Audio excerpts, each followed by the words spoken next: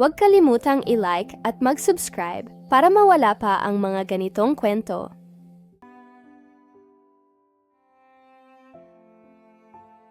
Ang lasa. Ang lasa ng sopang may lason sa aking dila. Pait na sumasakal. Pait na hindi matanggal kahit ilang oras na ang lumipas. Pait na pumapasok sa aking lalamunan at nagsimulang manigas ang aking dila. Ang tunog sa bubong, kalmot. Parang metal na kuko sa kahoy. Paulit-ulit, buong gabi, walang tigil, hanggang sa mawala ang isip ko sa takot. At ang amoy, Diyos ko, ang amoy ng dugo na nag-oksida na, halo ng bulaklak na nabulok na, sumasalubong sa akin sa bawat sulok ng bahay na iyon, sa bawat hapunan, sa bawat ngiti ng mga tao, na parang alam na nila kung ano ang mangyayari sa akin. Alam mo ba ang pakiramdam ng pagdating mo sa isang lugar at lahat ay ngumingiti sa iyo, pero alam mong may mali, na lahat ay masyadong perpekto, masyadong mapagmahal, masyadong gutom? Akala ko noon, simpleng lakad lang ito, hanapin ang pigment na ginagamit ng lola ko, iligtas ang aking karera. Bilang pintora, umuwi sa Manila, 2 linggo, 3 linggo kung kailangan. Mali ako, napakalaking mali ko. Dahil ang barangay na iyon ay hindi naghahanap ng pintora, naghahanap sila ng handog, ng dalisay na dugo, ng katawan na walang koneksyon sa lupa. At ako ang napili. Ako ang susunod na pagkain. Ako si Clara Mirasol, 28 taong gulang, at desperado. Ang aking gallery sa Makati ay buwan na lang bago tuluyang magsara. 3 taon kong pinaghirapan ang bawat exhibit, ngunit walang bumibili. Masyadong karaniwan, sabi ng mga kritiko. Walang kaluluwa, dagdag pa nila. Kaya nang makatagpo ko ng mga lumang liham ng lola kong Benita, nakilala rin bilang pintora noong dekada 50, at mabasa ko ang mga salitang ito. Ang asul na dumudugong gabi, ang pula na hindi kailanman tumutuyo. Naramdaman kong ito na ang sagot, pigment na imposible, kulay na kakaiba, sapat na upang mabago ang lahat. Bumaba ako sa dulo ng kalsada kung saan may nakatayong puno ng balete na ang mga ugat ay parang mga kamay na sumasalubong sa lupa. May matandang lalaki roon na may dalang karit, nakatingin sa akin ng mas matagal kaysa sa normal. Dumating ka rin, sabi niya. At hindi ko alam kung tanong ba iyon o pahayag. Hindi ko siya sinagot, kinuha ko lang ang aking backpack at naglakad patungo sa unang kubo na may nakasabit na tarpaulin. Tahanan ni Kapitan Arsenio Balagtas. Ang bahay ay mas malaki kaysa sa inaasahan ko. Hindi kubo. Bahay na gawa sa kahoy na nara at bato. May hagdanan na marmol. May bintanang salamin na may ukit na mga bulaklak. Lumalabas na si Don Arsenio ay hindi simpleng kapitan. Siya ay may-ari ng karamihan sa mga lupain dito. Kasama na ang mga bundok kung saan tumutubo ang mga halaman na kailangan ko para sa pigment. Iha, welcome. Ang boses ay malambot, parang kanta, pero may kakaiba. Lumabas si Don Arsenio mula sa pintuan. Matangkad, manipis ngunit may lakas. Mga buhok na kumpletong puti at mga matang hindi kumukurap ng buo, parang lagi niyang kailangan na hayaan ang ilalim na talukap, na manatili ng bahagya. Ang apo ng aking dating kaibigan, na si Benita. Matagal ko nang hinihintay ang pagdating mo. Kumunot ang noo ko. Hindi ko po sinabi na darating ako. Kahapon lang po ako nagdesisyon. Pero ang balita ay mabilis dito. Iha. Ngumiti siya ng malawak. At ang kanyang mga ngipin ay perpekto. Masyadong perpekto para sa isang taong 60. At saka, may mga bagay na alam natin bago pa man sabihin. Halika, gutom ka na siguro. Hindi ako gutom, Pero sumunod ako. Ang loob ng bahay ay malamig. Masyadong malamig para sa mainit na hapon. May mga portrait sa dingding. Lahat ay kuha noong unang panahon. Mga lalaki at babae na nakasuot ng traje de boda. Mga bata na nakaupo ng tuwid. At lahat ay may parehong ekspresyon, mga ngiti na hindi umaabot sa mga mata. Inilabas ako ni Don Arsenio sa likurang terasa kung saan may nakahain ng mesa. 3 mangkok, kahit ako lang ang bisita. Ang aking anak na si Dalisay ay darating mamaya, paliwanag niya. At ikaw syempre. Kain na tayo. Ang pagkain ay sopas na pula. Kadyos, sabi niya, nahalo ng mga damong lokal. Ang amoy ay mabango, pero may halong pait na hindi karaniwan. Sumubo ako ng isang kutsara. Ang lasa ay mali. Hindi masarap, hindi rin masama, pero parang may sumikil sa aking lalamunan. Maya-maya ay naramdaman ko ang aking dila na nanigas. Parang nag-inom ako ng alak na sobrang tapang. Ang aking paningin ay bahagyang nangulumihan.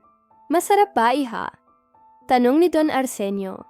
At nakatitig siya sa akin ng diretsyo, hindi kumukurap. Oo po, sagot ko. Kahit gusto kong itapon ang natira. Kakaiba lang po ang lasa. Gawa yan ng mga damo dito sa bundok. Nagpapalakas ng katawan. Kailangan mo yan para sa paglalakbay bukas, papunta sa mga puno ng tingi at nara na nagbibigay ng pigment na hinahanap mo. Ngumiti siya ulit. 3 araw ka rito. Sapat na upang makuha mo ang lahat ng kailangan mo. 'Di ba? Tumango ako kahit hindi ko sinabi kung gaano katagal ako magpaplano na manatili. Paano niya nalaman? Pagkatapos ng hapunan, ay dinala niya ako sa kwartong tutuluyan ko sa 2 palapag. Simpleng kwarto, kama, aparador, isang bintana na nakaharap sa gubat. Magpahinga ka, iha. Bukas ay maaga tayong maglalakad. Bago siya umalis, humarap siya at sinabing, huwag kang lalabas pagkatapos ng 9 ng gabi. Maraming hayop dito sa gabi. Ligaw na aso, wild boars, delikado. Tumango ako, pero nang magsara na ang pinto at mag-isa na ako, narinig ko ang ibang tunog.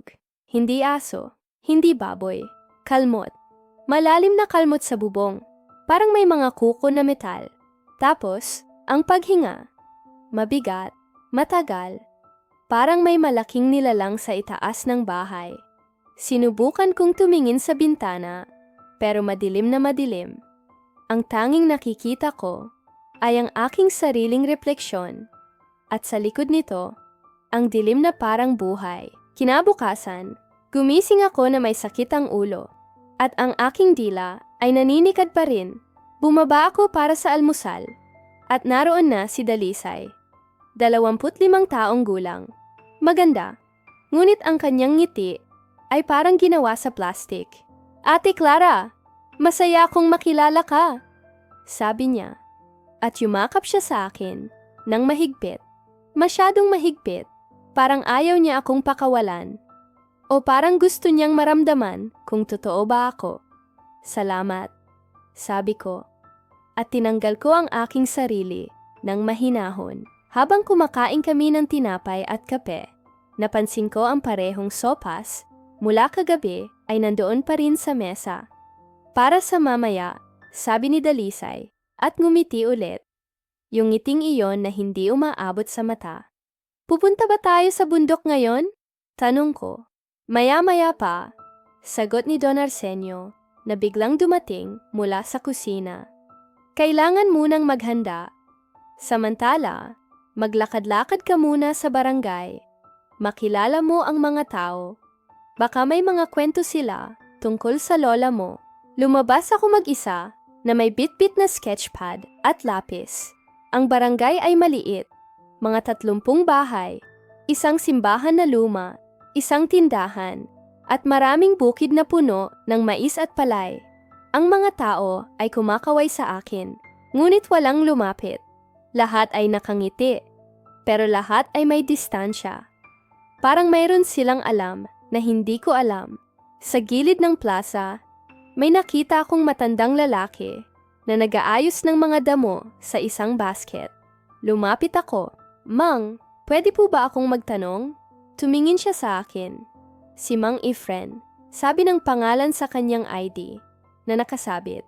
Matanda na siya, mga 70, at ang kanyang mga mata ay puno ng takot. Bakit ka nandito? Tanong niya. Mahina ang boses. Naghahanap po ako ng pigment, yung mga damo na... Alam ko, putol niya. Tumingin siya sa paligid, sinisiguradong walang nakikinig. Umalis ka. Umalis ka ngayon habang maaga pa. Nanlamig ako. Bakit po? Ang mga hindi taga rito ay hindi dapat manatili ng matagal. Itinuro niya ang kanyang braso.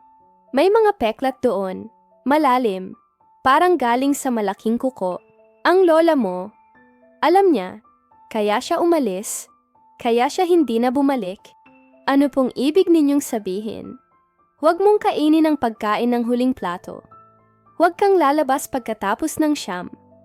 At kung marinig mo ang mga tunog sa gabi, magdasal ka. Magdasal ka ng malakas. Tumayo siya at umalis ng mabilis. Parang takot na makita na nakikipag-usap siya sa akin. Bumalik ako sa bahay ni Don Arsenio na nag-iisip, ano ang ibig sabihin ni Mang Efren? Bakit takot na takot siya? At ano ang sinasabi niya tungkol sa lola ko? Kinagabihan, muli kaming kumain. Parehong sopas. At ngayong beses ay mas mapait. Sinubukan kong huwag kumain ng marami. Pero, pinapanood ako ni Don Arsenio. Kain pa, iha. Kailangan mo ng lakas. Hindi ako makatiis.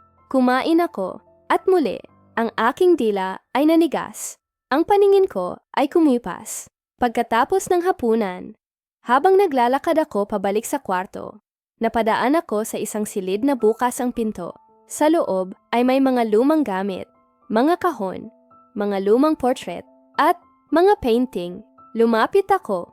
Ang mga painting ay gawa ng lola ko. Nakikilala ko ang estilo, pero ang subject ay mga nilalang. Mga babaeng hati ang katawan. Ang itaas ay may pakpak na parang paniki. Mga tao na may mga matang nagninilay-nilay ng pula sa dilim. At sa ilalim, may nakasulat sa lumang tinta. Sila ay kumakain sa hating gabi. Ang pulang pigment ay hindi tinta. Ito ay dugo na napreserba. Nabitawan ko ang painting. Ano ito? Ano ang ibig sabihin nito? Ate Clara, biglang dumating si Dalisay sa likuran ko at nagulat ako. Ang kanyang mukha ay putla. Hindi ka dapat nandito. Ano ang mga yan? Tanong ko. Itinuro ang mga painting. Tumingin siya sa mga ito at nakita kong may luha sa kanyang mga mata. Pero mabilis niyang pinunasan. Mga lumang gawa lang. Wala nang kwenta. Hinawakan niya ang aking braso.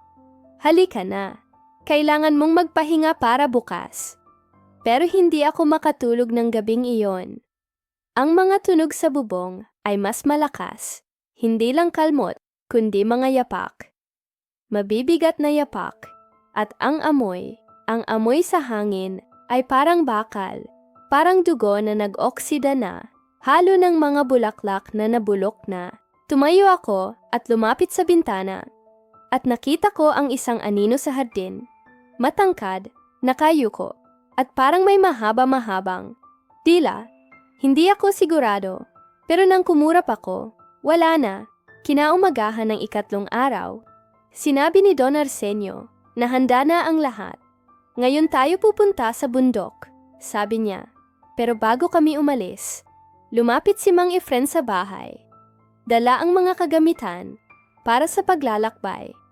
Nang magkatitigan kami, umiling siya ng bahagya, isang babala. Habang naglalakad kami patungo sa bundok, bumubulong si Dalisay sa tabi ko. Ate, kung sakali na may mangyaring kakaiba, tumakbo ka at huwag lumingon. Bakit mo sinasabi yan? Tanong ko, pero hindi na siya sumagot. Ang kanyang mukha ay naging plastik ng ngiti ulit. At ang kanyang mga mata ay walang buhay.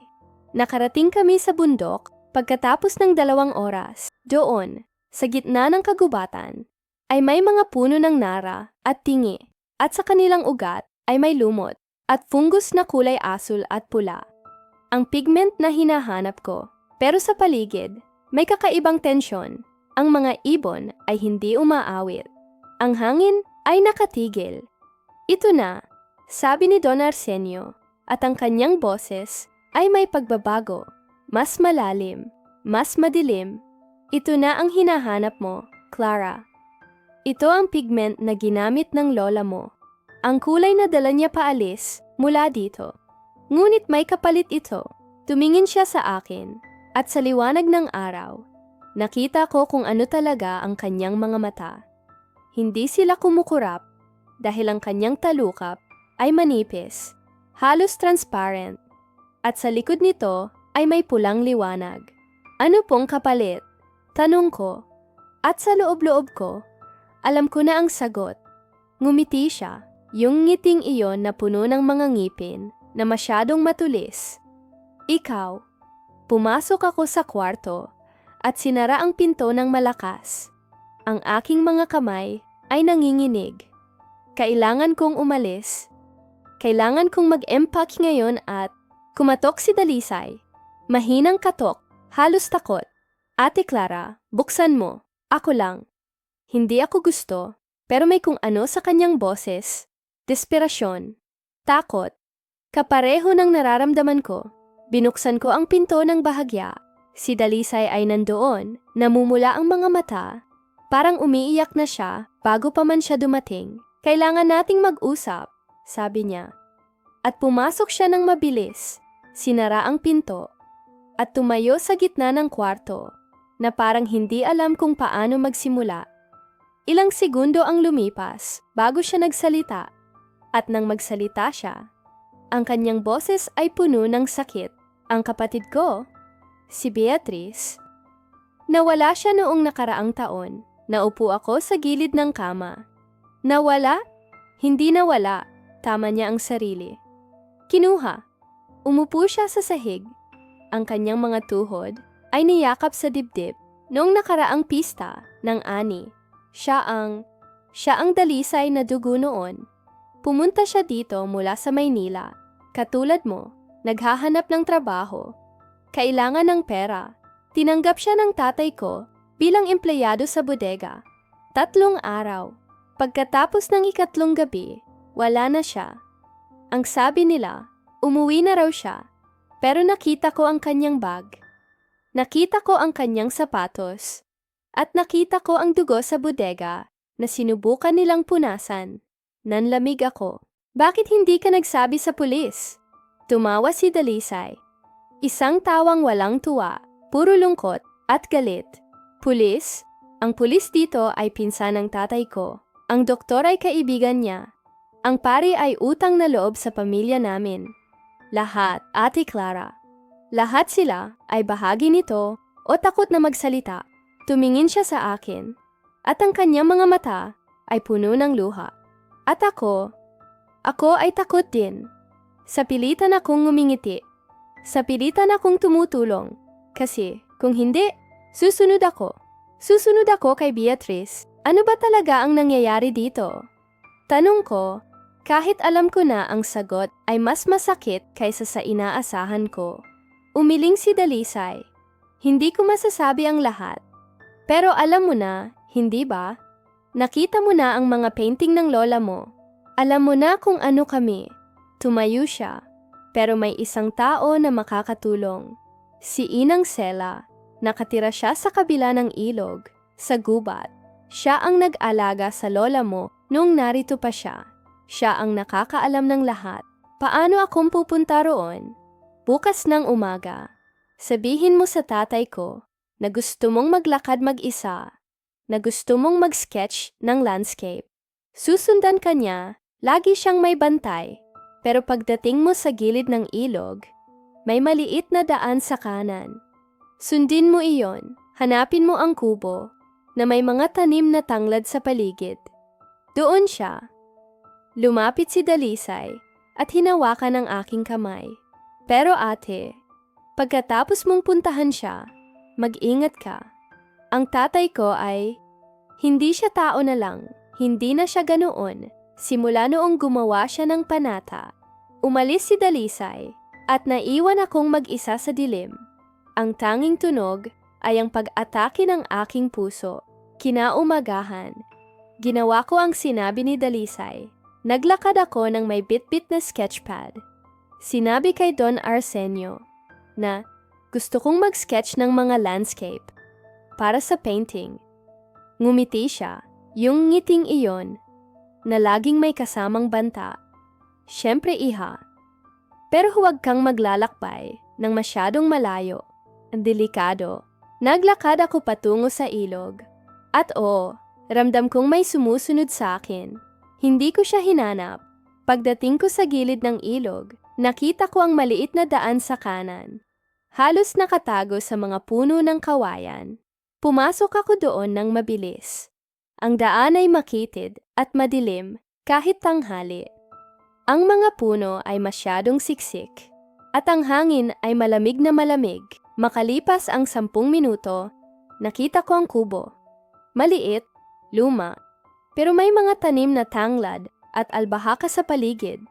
Mga halaman na kilala bilang pang-iwas sa masasamang espiritu. Dumating ka na rin. Ang boses ay nanggagaling sa loob ng kubo. Lumabas si Inang Sela, matanda, 70 o higit pa, pero ang kanyang mga mata ay malinaw at matalim. Nakasuot siya ng lumang bestida at may hawak na rosaryo na gawa sa kahoy. Ang apo ni Benita, kamukha mo siya. Alam mo ba? Tumango ako. Opo, sinabi po ni Dalisay na kayo ang makakatulong sa akin. Tulong? Tumawa si Inang Sela ng mapait. Tulong ay malaking salita, iha. Ang maibibigay ko sa iyo ay alam, ang katotohanan, at isang pagkakataon na tumakas. Pero ang tulong, hindi ko kayang iligtas ka. Iyon ay sa iyo na. Pumasok kami sa loob ng kubo.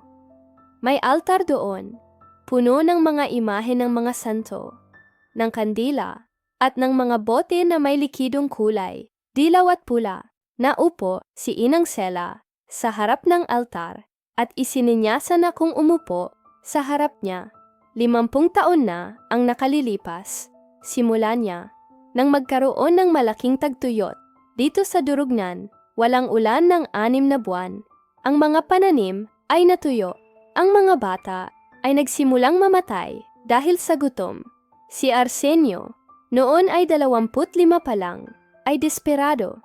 Kaya pumunta siya sa bundok na pinagbabawal, kung saan sinasabi ng mga matatanda na nakatira ang mga aswang ng kadiliman. Nakinig ako ng mabuti, at doon, nakipag-usap siya sa kanila, sa mga aswang ng lahi ng malinaw, mga nilalang na namumuhay sa mga kuweba, at lumalabas tuwing bagong buwan, upang kumain ng mga ligaw na manlalakbay.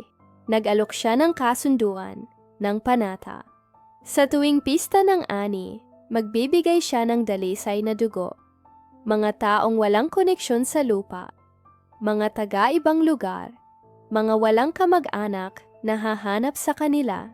Kapalit, ang mga aswang ay magbibigay ng kanilang kapangyarihan, ulan na sagana, ani na marami, proteksyon laban sa sakuna.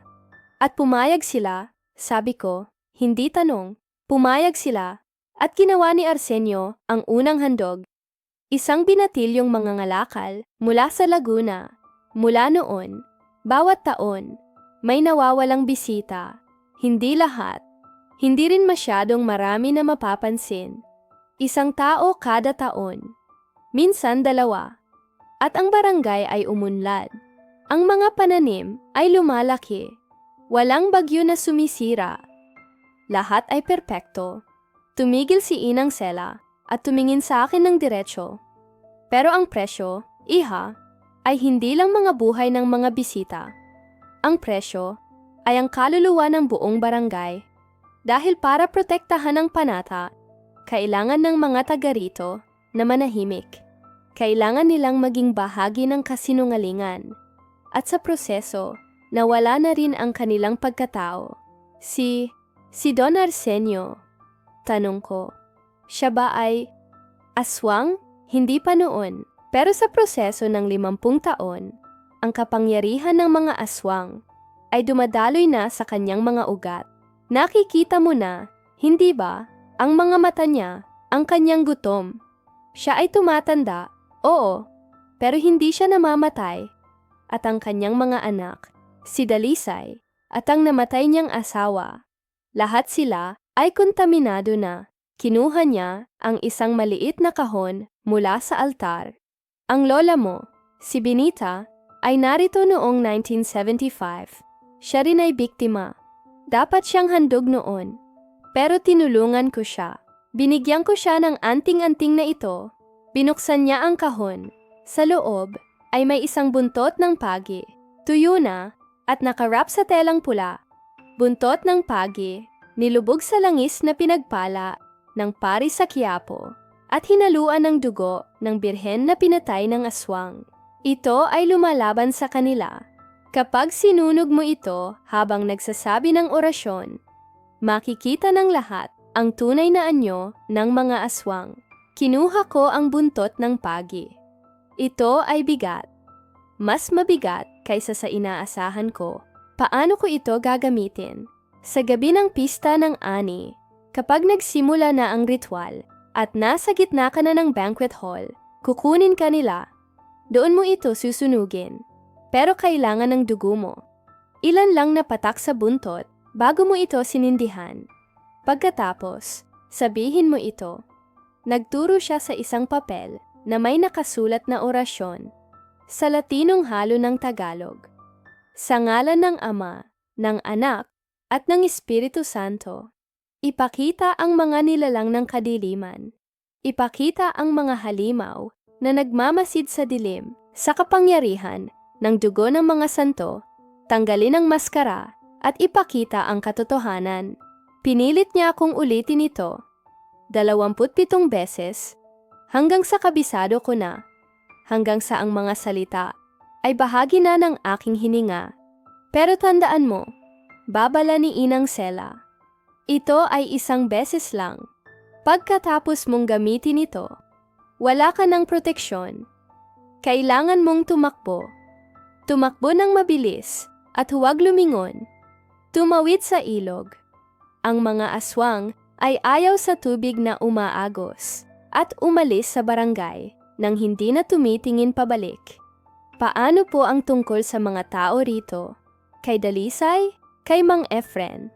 Ang mukha ni Inang Sela ay naging malungkot. Ang mga ito ay wala ng pag-asa. Ang panata ay nakaangkla sa kanilang dugo na. Ang tanging paraan ay patayin si Arsenio. At iyon ay imposible para sa iyo mag-isa. Umuwi ako sa bahay na may bitbit na anting-anting, nakatago sa loob ng aking bulsa. Pero nang makarating ako, may naghihintay sa akin. O mas tama, may wala na, si Mang Efren. Kahapon, nakita ko pa siya. Ngayon, wala siya. Nasaan po si Mang Efren? Tanong ko kay Don Arsenio na nakaupo sa sala. Nagbabasa ng dyaryo. Tumingin siya sa akin at ngumiti. Umuwi na si Mang Efren. May emergency daw sa kanyang pamilya sa kabilang bayan. Alam kong kasinungalingan iyon. Walang pamilya si Mang Efren, sinabi niya sa akin. Pero tumango ako. Pumunta ako sa aking kwarto at tumingin sa bintana. At nakita ko ito. Sa puno ng akayas sa likod bahay, may nakabitin na tela. Pula, duguang pula, ang uniforme ni Mang Efren.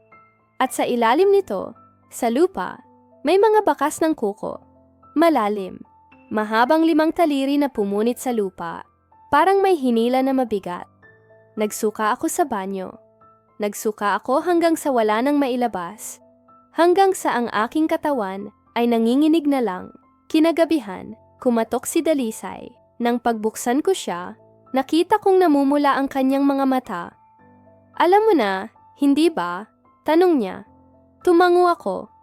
Sinubukan niyang tulungan ka. Sinubukan niyang magdala ng kabayo para sa iyo. Para makatakbo ka kagabi. Pero nakita siya ng tatay ko. Humagulgol si Dalisay. Hindi ko siya napigilin. Hindi ko siya natulungan. Niyakap ko siya at pareho kaming umiyak sa dilim ng kwarto. Habang sa labas ay naririnig namin ang mga tunog sa bubong, ang mga kalmot, ang mga hininga, ang mga halimaw na naghihintay para sa pista ng ani. 3 gabi na lang mula ngayon. Nakahanda na ang anting-anting sa loob ng aking bulsa. Nakabalot sa telang puti. Memorya ko na ang orasyon. 27 ulit kong inulit. Hanggang sa ang bawat salita ay bahagi na ng aking dugo. Pero ang takot ay hindi nawala. Sa 3 gabi, bago ang pista, tinawag ako ni Don Arsenio sa kanyang opisina. Ito ay unang pagkakataon na papasok ako roon. Ang silid ay puno ng mga lumang libro, mga mapa, at sa dingding ay may nakabitin na mga ulo ng hayop, usa, baboy damo, at iba pang nilalang. Pero ang isa ay kakaiba, mas maliit, may buhok pa. At nang lumapit ako, nakita kong hindi iyon hayop. Iyan ay mula sa unang handog ko, sabi ni Don Arsenio na nakaupo sa kanyang upuan. Ang kanyang mga daliri ay nakatiklop. Mahirap ang unang beses. Pero kalaunan, hindi na. Kalaunan, ito ay simpleng transaksyon na lang. Tumayo siya at lumapit sa akin, masyadong malapit, at ang kanyang hininga ay mainit at may amoy ng metal. Pero ikaw, Clara, ikaw ay espesyal. Ikaw ay lahi ng taong tumakas. Ang lola mo ay dapat na naging handog noong 1975. Pero tumakas siya at buhat noon, ang panata ay may utang. Kaya ngayong nandito ka na, ang utang ay babayaran. Hindi ako papayag, sabi ko. At ang aking boses ay nanginginig. Tumawa siya, isang tawang malalim at puno ng galit. Papayag? Iha, wala kang pagpipilian. Sa sandaling pumasok ka sa barangay na ito, ikaw ay naging bahagi na ng kontrata. Ang iyong laman, ang iyong dugo, lahat ay pag-aari na ng panata. Bumalik siya sa kanyang upuan, pero huwag kang mag-alala. Mabilis lang. Masakit sa simula, pero mabilis. At pagkatapos, magiging bahagi ka ng lupa. Papalakihin mo ang ani. Gagawin kang diyosa ng bukid. Umalis ako ng walang salita. Ang aking puso ay tumitibok ng sobrang bilis na parang sasabog na. Dumating ang gabi ng pista ng ani. Ang buong barangay ay nagtipon sa malaking bulwagan na ginawa sa tabi ng simbahan. May mga ilaw na nakasabit. Mga tarpaulin na may nakasulat na salamat sa masaganang ani. At sa gitna ay may malaking mesa na puno ng pagkain, lechon, pansit, kare-kare, at ang pulang sopas na pinilit akong inumin. Simula nang dumating ako, pinasuot nila ako ng damit na puti. Sabi nila ay tradisyon para sa bisitang pandangal. Ang damit ay simple pero maganda. Gawa sa lino, at sa liig ay may burda ng mga bulaklak. Pero alam ko ang totoo. Ang puti ay para madaling makita ang dugo. Pinapunta nila ako sa gitna ng bulwagan. Sa isang upuan na mas mataas kaysa sa iba, si Don Arsenio ay nakatayo sa harap. Suot ang barong Tagalog. At sa kanyang tabi ay si Dalisay, na nakatingin sa akin na may luha sa mga mata. Pero ngumingiti pa rin. Mga kapatid, simula ni Don Arsenio, at ang buong bulwagan ay tumahimik. Ngayong gabi, tayo ay nagdiriwang, hindi lang ng ating ani, kundi ng ating patuloy na biyaya. 50 taon na tayong pinagpapala ng bundok, ng lupa, at ng mga espiritu na nag-aalaga sa atin. At ngayong gabi, tayo ay maghahandog muli upang ipagpatuloy ang biyayang ito. Lahat ay nagsimulang kumanta. Isang awiting hindi ko kilala, mababa ang tono, at parang chant. Ang mga salita ay hindi Tagalog, o kung Tagalog man ay lumang anyo na hindi ko maintindihan. Pero ang ritmo ay pumapasok sa aking dibdib, pumipigil sa aking paghinga. Lumapit si Don Arsenio sa akin, na may hawak na mangkok na puno ng pulang likido. Ang tinta ng bundok, sabi niya. Ipapahid ko ito sa iyong noo, at ikaw ay magiging bahagi na ng amin. Sumunod ako sa plano ni Inang Sela. Tumango ako na parang sumasang-ayon, at nang lumapit siya, nang itaas niya ang kanyang daliri, nababad sa pulang likido.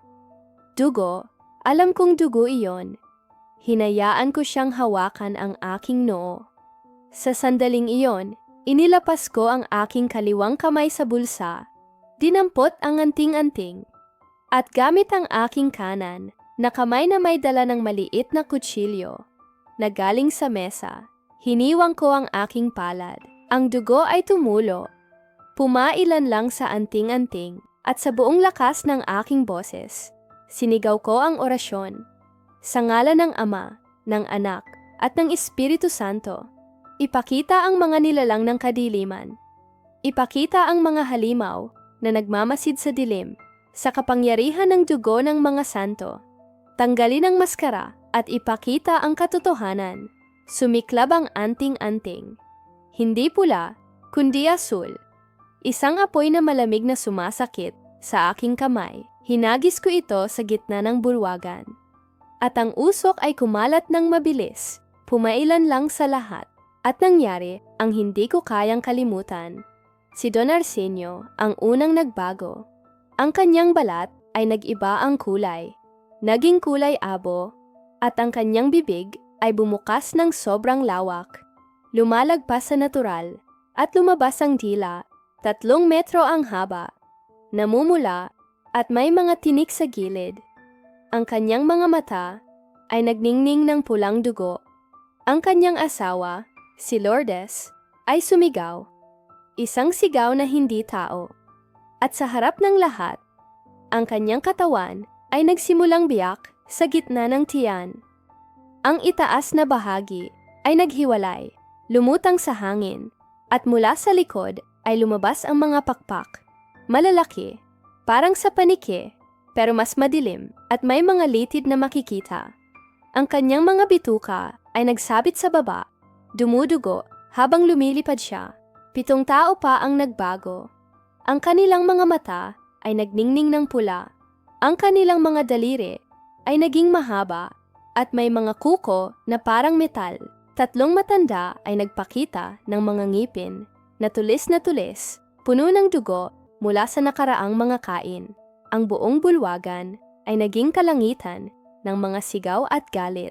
Ang mga ordinaryong tao, yung mga hindi aswang, ay nagsimulang tumakbo, takot, at galit na pinagsama. Tumakbo!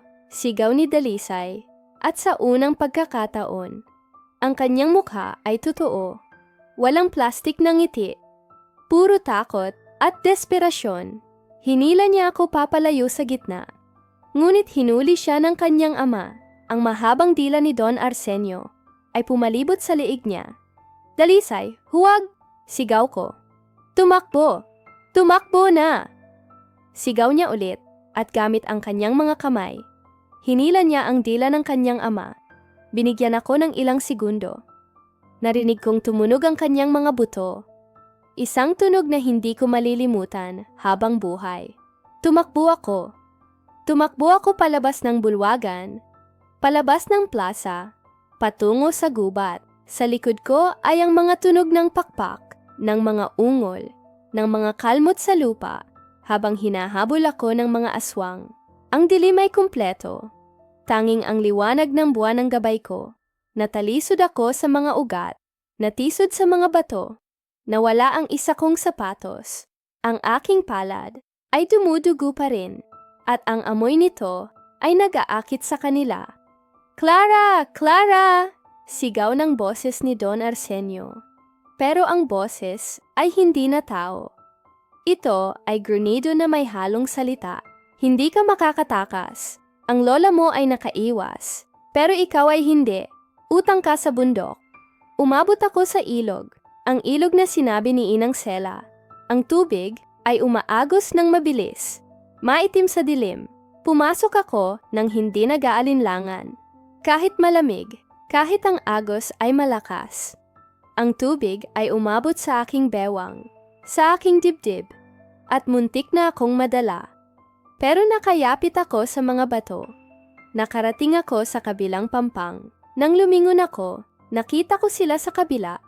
17 nilalang. Ang iba ay nasa lupa. Ang iba ay lumilipad. Si Don Arsenio ay nakatayo sa gilid ng tubig.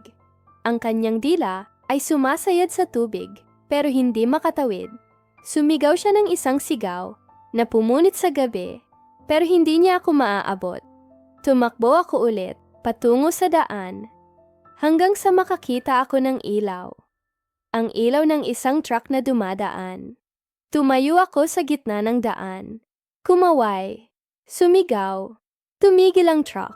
Ate, okay ka lang? Tanong ng driver. Isang matandang lalaki na may mukha ng gulat. Hindi ako nakasagot. Sumakay lang ako at sinabi ko sa kanya na magmaneho. Magmaneho ng mabilis papalayo sa durog niyan. Umuwi ako sa Manila, pero hindi ako bumalik sa dating ako. Ang aking mata ay hindi na nakakakita ng kulay pula. Lahat ng pula ay kulay abo na lang. Ang mga bulaklak, ang mga sasakyan, ang dugo. Kapag nagkuskus ako, sabi ng mga doktor, ay walang medikal na dahilan. Psychosomatic, sabi nila. Pero alam ko ang totoo, ang anting-anting ay may presyo. Ang paningin ko ay kapalit ng aking buhay. 3 linggo pagkatapos, nakatanggap ako ng isang kahon. Walang remite. Binuksan ko ito, at sa loob ay isang bote ng pigmento. Pulang-pula, pero sa akin ay abo lang. May kasamang liham, nakasulat sa lumang tinta, para sa susunod na obra maestra. Huwag mag-alala, darating kami.